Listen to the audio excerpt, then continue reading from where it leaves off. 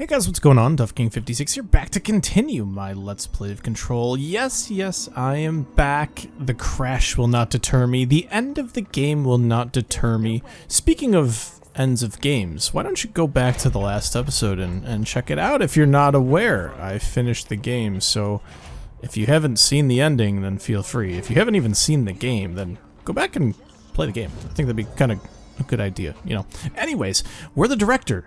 And we crashed on the way to the first expansion of the game as far as I understand it.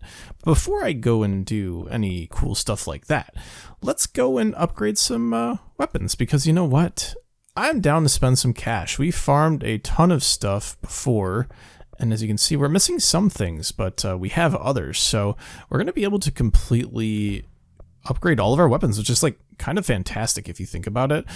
Do I get rid of the corrupted samples to make this even better? And I honestly don't think I want to do that, so I'm going to leave that as is for now. Now, the question is actually going to be, do I care to try different weapons? And I think what I want to do is I'll keep the spin, but I'll switch to the shatter. I think the shatter would be a fun weapon to mess around with. So the first thing I'll do, actually, ooh, what is this? Ammo cost while levitating is lower. That's kind of fantastic. Let's just kit this out with some of the best things that we have. Projectile spread would be great for the shatter. And maybe if we have just flat damage upgrades, we could do that. Do we have accuracy boosts, blast radii, rate of fires, and zoom? This one is using the damage boost, which, once again, honestly, I don't even. Is it because we've selected it that we can't use it? That's kind of interesting. What is a good thing? Projectiles fired. Let's do that. So that'll definitely increase our DPS if you think about it. So let's see. Our health boost is 34% here. I'm into the min-maxing kind of games, so I definitely want to see that. Launch energy cost. Honestly, energy recovery would be great. We don't take too much damage, but like having more launch, I think at this point in the game would be a great idea. So let's rock the shatter and the grip for our two weapons. Now, as far as what we want to do with the game, there is a place where we need to go. We need to go to the foundation, which, if you remember, in maintenance, it's in the restricted area. We're supposed to find some sort of door. So let's go straight over. We're not going to waste any time. Not that I've been wasting time, but we're going to go straight to the foundation, see if we can find this door that's being referred to, and then go from there. I wonder what this expansion will bring. I'm sure it's going to... Quiet. Trans-dimensional. This place really suits Ahti. It does indeed. Now, look at this. That looks pretty good for short-range combat. That etching is the door. Okay, let's try opening it. Or, better yet, why don't we run behind it and see if there's anything kind of cool behind it. Not the case!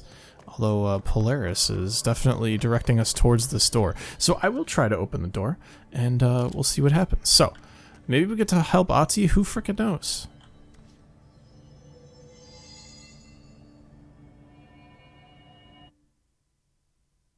Kinda trippy. Let's see where we go. Shit. No time for sightseeing.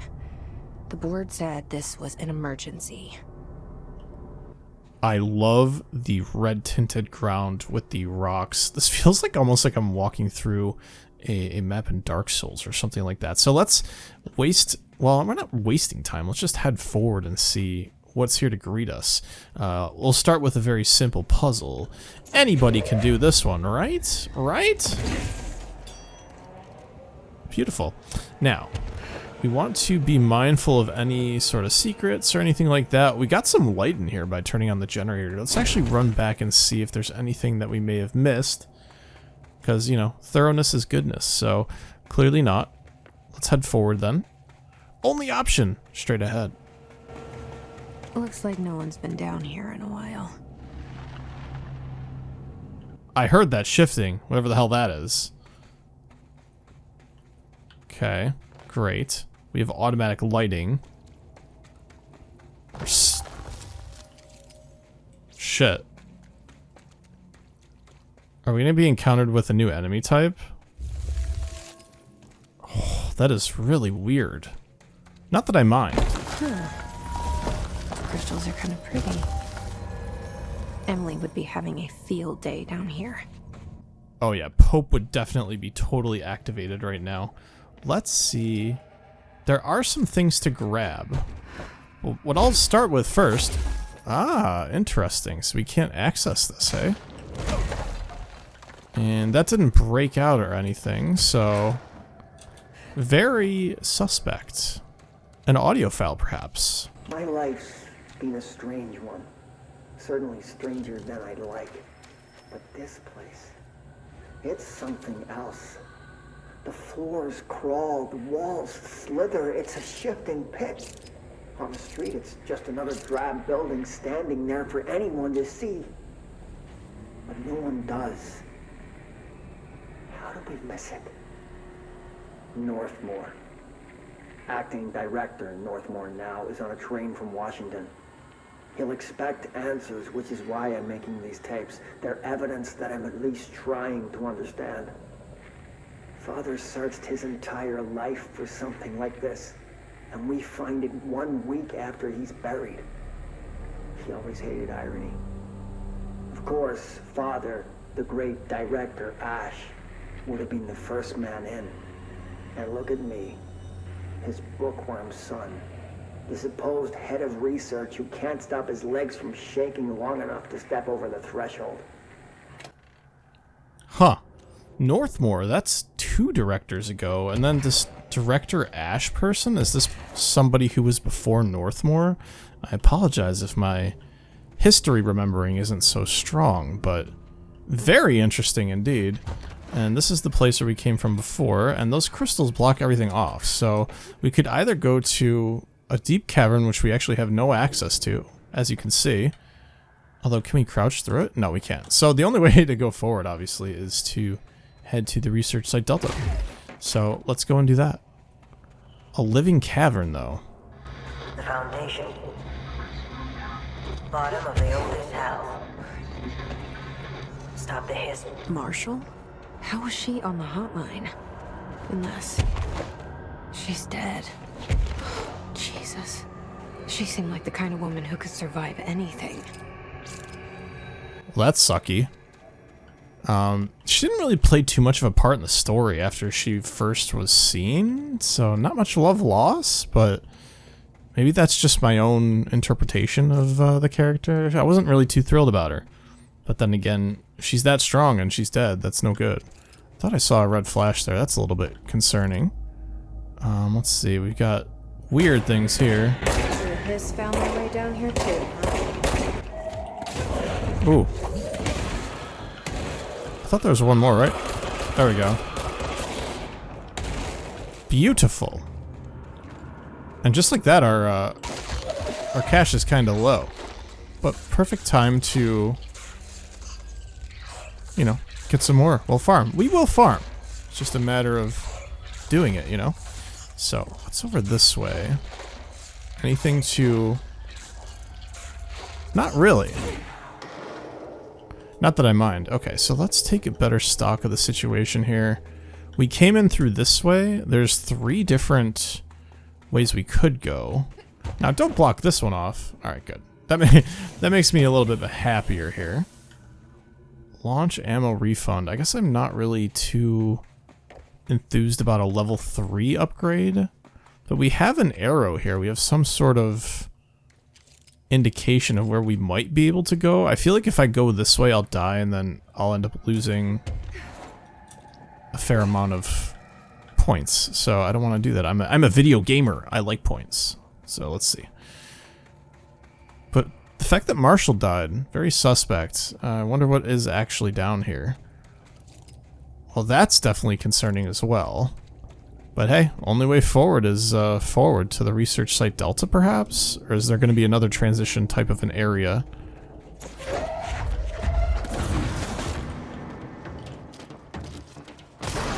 Oh.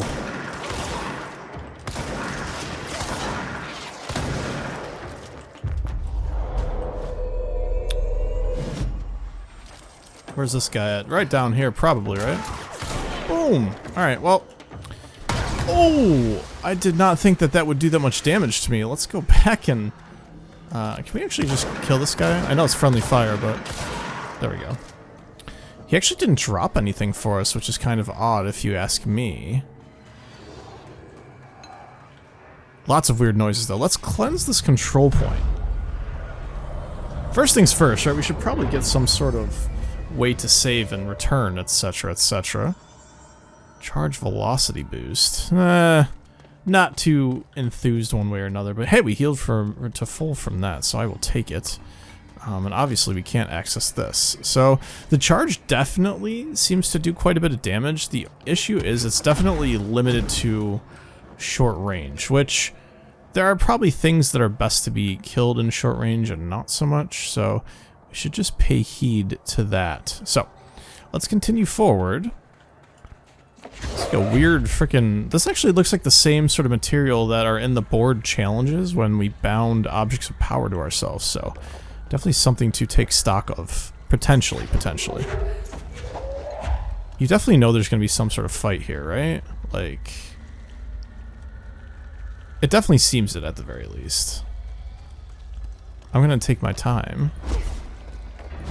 There we go. Okay, that's a guy. Okay, these guys are very hardy, actually. Definitely, like, some crazy enemy type. Let's actually take control of one of them. Why the hell not, right? Like, there we go. Hello, friends. That guy went invisible, potentially? Oh, hey there.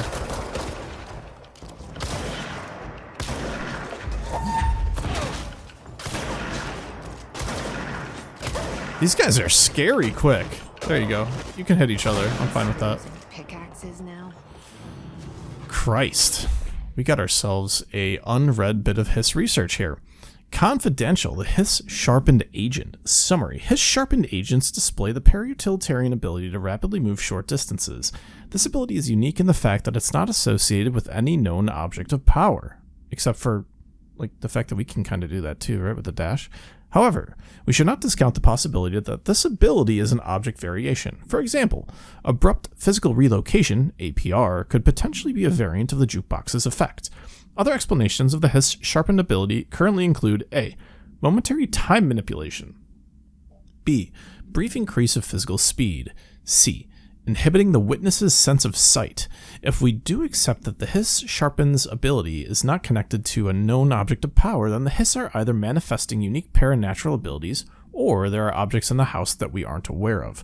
Either way, the Hiss are continuing to develop new strains of corruption, and that is cause for concern. I would agree with you there, honestly. Is there anything extra from the hotline? Let's actually check this out real quick. I think this is just going to be the one that we saw, though. I only heard of the Foundation when I became head of operations. The very bottom of the oldest house. Director access only. Just the name alone is classified. Zachariah gave me a tour the day I was promoted. Said I should see it for myself, to understand. After that, I snuck down on my own from time to time to keep tabs on the place, and on them. But nothing ever changed down there. Not even the walls. It's solid, permanent, different from the rest of the house. Of course, they were always watching me. I never stayed long. I'm not stupid. I have to stop the Hiss from finding this place. I'm the only one who can. And sadly, I don't think she was successful, and I don't mean this to add insult to injury, but that's pretty concerning that we weren't able to keep the Hiss out of here, and that was our sort of primary objective of sorts. Now, let's go and read some files. Something that we're very, very good at. Cave paintings on art and time. This is by Dr. Ash, the head of research, by order of the old director. At first, I thought the cave paintings in the Foundation chronicled ancient humans' encounters with natural occurrences like weather, but it soon became clear they depicted events far outside the average human experience. Also, it seems I was wrong to assume the images are ancient. Radiocarbon dating suggests something impossible, that I've been down here longer than the paintings. That's absurd, though. The style and medium clearly indicate a Paleolithic origin. I was ready to conclude that an ancient community of humans lived in or around the oldest house. Now, with this information, I don't know what to think. Is one of our agents drawing these, or is there someone down here with us? This place has a habit of skewing my results, so perhaps the data is corrupted, or perhaps some paintings were created at different times. The art does seem to chronicle not only the past, but also the present and possibly even the future. I see in them echoes of the board, some linear architecture, even what could be interpreted as a director. Are the paintings telling a story that's still being written? If so, who's writing it? Ah, that's fantastic, actually. I really like that sort of intro to things there. Now, let's run forward, and it'd be interesting to see if we can get up there with the verticality, but I'm not going to hold my breath and, think that I might be able to here. But actually what I should be doing is looking for little pockets of hidden areas around here, because as you know, there are hidden areas in the base game, so I would expect the same sort of treatment for a game like this. Now, what else do we got here? Another file. A relocation order. Tom! You missed the good news. I'm sure the official memo will go out soon, but Northmore called an all hands at the crossroads to announce we're finally moving out of this hellhole and up into the house proper. Bureau brass apparently solved the moving walls problem, or at least figured out a way to pinpoint where and when they happen. All I know is going up means goodbye darkness, goodbye weird lunches with that ex-Nazi scientist, and goodbye pissing into the pit. I know that was you, Barry. Northmore is ordering the Foundation sealed as soon as we can haul our stuff out and somehow convince Ash to come with us. He's the only one kicking up a fuss. This is long overdue. We've lost 11 men and damn near $10,000 in supplies moving between the entrance and the Foundation. And for what? Research? Ash is batty if he thinks we want to stay here and sift through more and more sand from him. It's just rusted iron flakes anyway. Did you know that? We were breathing that shit in. Well, we definitely don't want to be doing that, or subjecting other people to that. But let's head to the crossroads. Apparently this has been blocked off. So we can take our time and, make sure we don't get jumped by anybody here. The stalagmites are kind of nice.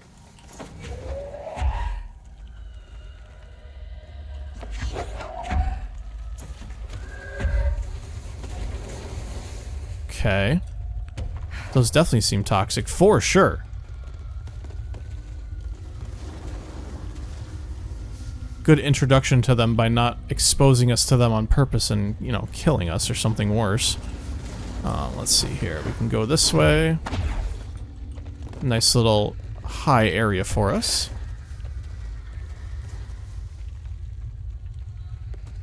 The rumbling is very unsettling, but it's cool. I like it. What's down here? Just a cavern? Oh, wow. It's like an optical illusion.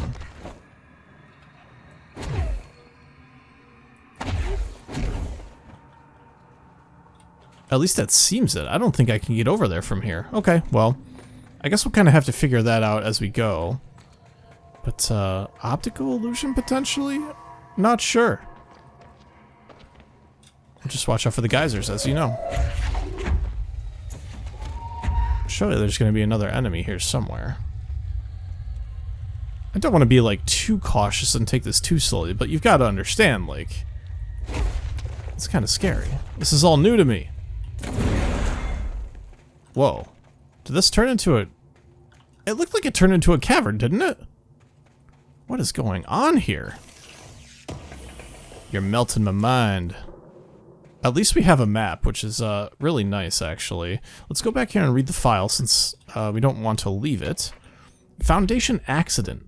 Mr. Wilder, I have some bad news. You remember that Robert Ricardo fellow we brought up as a special consultant to map the lower caves? Well, today he found a chamber with weird eyes covering every inch of the walls, and a strange black pillar in the center. Kinda looks like the one at the crossroads, but smaller. We had a bureau member shadowing him, but whatever happened in there did a number on our guest. The docs are taking a look, but it's pretty clear Mr. Adventure's exploring days are over. I know we were careful to limit this guy's exposure to the non-ordinary. Drugging him and carrying him through the upper floor was a real hoot, by the way. But we really need to reevaluate our policies on external contractors. Honestly, we'd be better off forming a special division trained in repelling and orienteering than subjecting more outsiders to the shit we deal with. They almost always end up dead or loony. Huh. Well, that's kind of sad. Alright, let's continue on. Once again, we have these alternate areas that I can't seem to access for one reason or another. But a room full of eyes, that's kind of scary. Whoa. The astral plane is cutting into our dimension. What if this happens in the upper floors? It'll destroy the bureau. Something this way, maybe? Whoop! No, ma'am, we are not dying in a silly way this time. Well, maybe another time, but you know what I mean. This looks like it's... No, okay, I thought it would do like poison damage to me.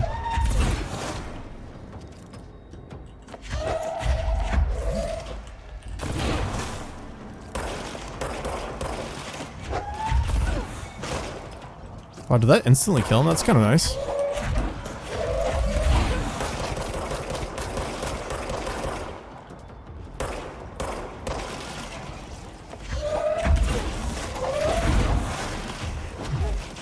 We can take our time here. Astral copy. Field research on astral entity. Astral copy. Summary. With the astral plane now physically accessible, a torrent of new information has been collected on the entities known as astral copies. The copies' bodies are composed of a dense stone-like material that is both resilient under controlled circumstances and brittle when struck with significant force. Whether the astral copies possess individual consciousness or are directed by a higher intelligence, such as the board, remains unknown. However, their shared aggression seems to indicate a unified goal. Director Faden's encounters with these entities when binding objects of power in the astral plane indicate they serve as live targets for potential para-utilitarians to practice on. Some have been equipped with Bureau weaponry, though it seems unlikely they were armed by our personnel. It is important to note that they appear immune to hiss corruption. Really? Individuals immune to hiss, yet they exist in these odd-like planes for us to practice on? Potentially? What's up with that? Definitely unique. Definitely unique. I almost want to see if I can climb up this. I brought Emily with me. I could really use my head of research right about now. I was gonna say, I wish I could climb up this, but it doesn't seem it. Let's head to the crossroads. We'll just have to find out. Marshall? Marshall! You're alive! Wait! It's Jesse! The director! Shouldn't she respond? Oh, hey there. Shouldn't she respond? Uh-oh, slippery ledges. Not the best combination with my eagerness to look down said caverns. That's weird. I'm sure the game's just playing tricks on us, right? Surely. Surely. Whoa. This place is huge. Marshall? Can you hear me? She was on the hotline, so that person couldn't have been Marshall, right? One problem at a time. Let's see what's going on with that pillar first. Is that the nail in front of us? I guess the first thing we can do here is cleanse the point. But after that, we got some frickin' exploring to do, you know what I mean? Alright. So, we got nothing new. Let's go and explore everything but the nail first. Oh, the rushing wind behind me seems very odd. Did I... Explosive energy recovery. Let's get rid of some things. Because why the hell not, right? Okay, so... Let's go to our loadouts here. We're just gonna get rid of... We don't need double shield boosting here, or probably this. Can get all these out of here. Launched energy recovery. We can probably get rid of both of these here, actually. Oh, well, that's fine. Seize accelerate. Probably not the most thing that I care about in the world, actually, either, come to think of it. There we go. Okay. Explosive energy recovery. What the hell could that possibly be? Energy upon taking explosive damage plus 16%. Well, that would be kind of helpful if we need to dash away in a pinch, but we've been focusing on mainly range combat. Send to 325. Who the hell knows, everybody? Alright, so the nail's up right in front of us here. What's over this way before like I said, before I get too involved? This is base camp is this way. That looks like quite the climb down.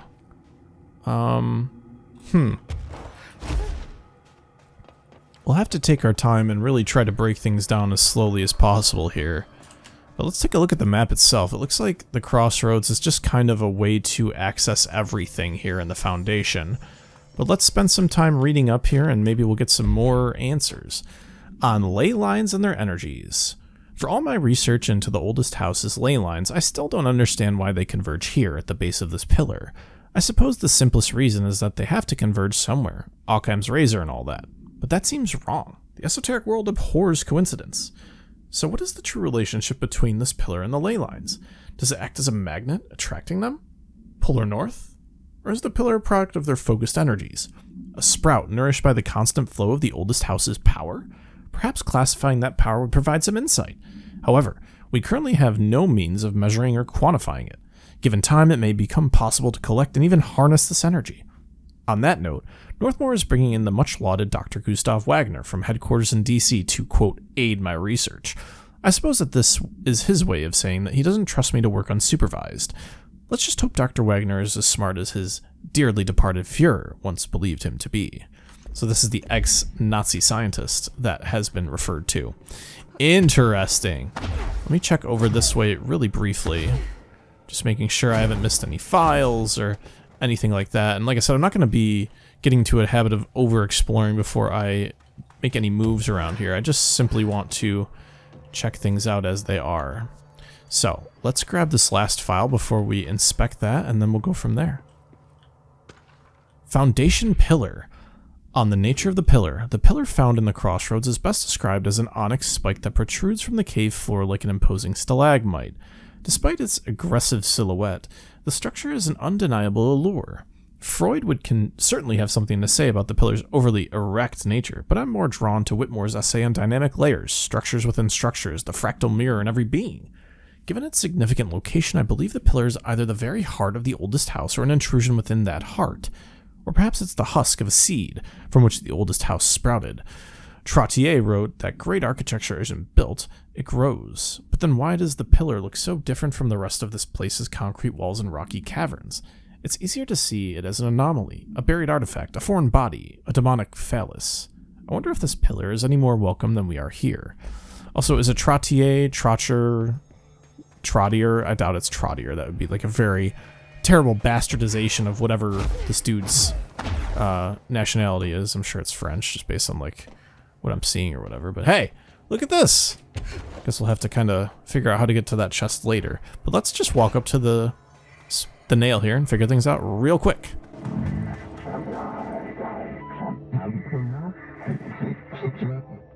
Touch? Revere it to enter? Nah, we'll do it next time. Thanks so much for watching. My name's ToughKing56. This is my Let's Play of Control. We are going through the expansion. See you guys next time. Peace out and bye-bye.